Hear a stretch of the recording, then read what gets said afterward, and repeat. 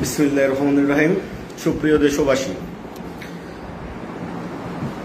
এবং আমার দেশের বাইরে প্রবাসী ভাই বোনেরা,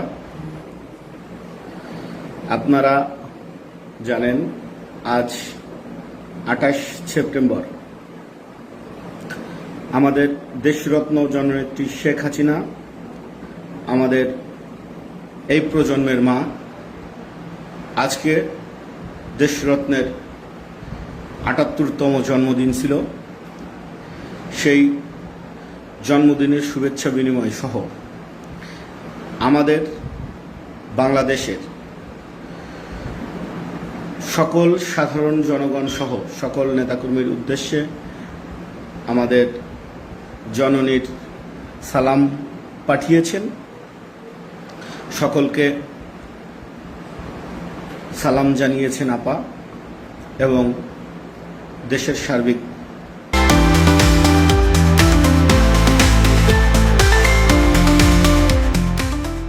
কল্যাণ কামনা করছেন।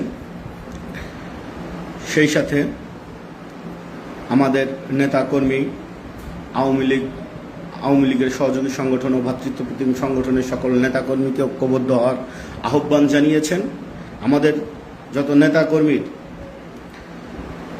এই জামাত, বিএনপি এবং অবৈধ সরকার দ্বারা অত্যাচারিত, নির্যাতিত হয়েছে, তাদের পাশে থাকা সহ আমাদের নেতাকর্মীদের উদ্দেশ্যে মেসেজ, ঐক্যবদ্ধ হতে হবে, ঐক্যবদ্ধ ডাক দিতে হবে।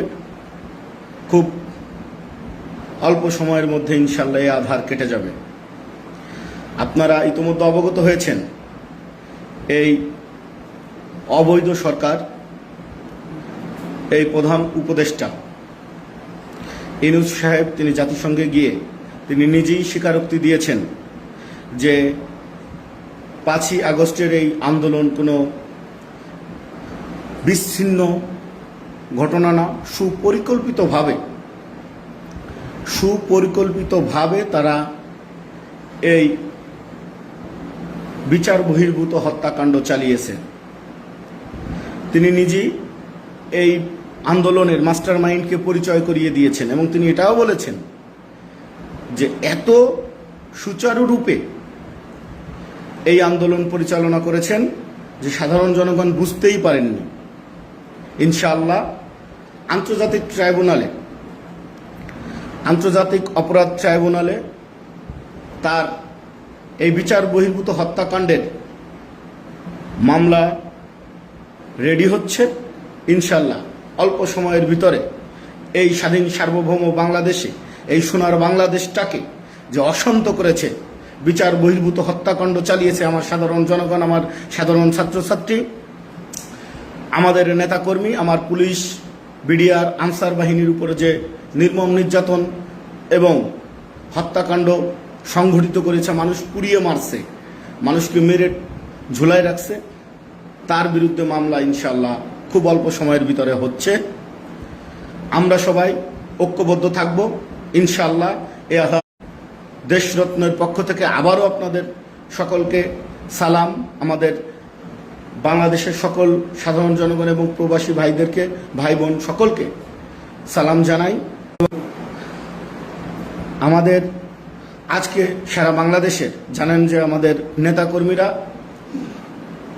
প্রশাসনের চোখ রাঙানি উপেক্ষা করে দেশরত্নের জন্য দোয়া করেছেন, দেশরত্নের দীর্ঘায়ু কামনা করছেন, জন্মদিন উদযাপন করেছেন। সকলকে ধন্যবাদ জানাই। সেই সাথে আমাদের দেশরত্ন জননেত্রী শেখ হাসিনার সুস্বাস্থ্য, দীর্ঘায়ু কামনা করছি। আপনারা সবাই আমাদের জননীর জন্য দোয়া করবেন। আল্লাহ যেন আমাদের মাকে সুস্থ রাখেন, দীর্ঘ হায়াত দান করেন। সেই সাথে সাথে আমাদের গোপালগঞ্জ মা মাটি মানুষের নেতা, আমাদের উন্নয়নের রূপকার, আমাদের অভিভাবক জননেতা জনাব শেখ ফজলুল করিম সেলিম ভাইয়ের জন্য আপনারা দোয়া করবেন। আল্লাহ যেন তাদেরকে দীর্ঘায়ু দান করেন, সুস্বাস্থ্য দান করেন এবং সোনার বাংলাদেশ বিনির্মাণে তারা যেন আবার কাজ করতে পারেন, সেই দোয়া করবেন সকলে। জয় বাংলা, জয় বঙ্গবন্ধু। সকলে সুস্থ থাকুন।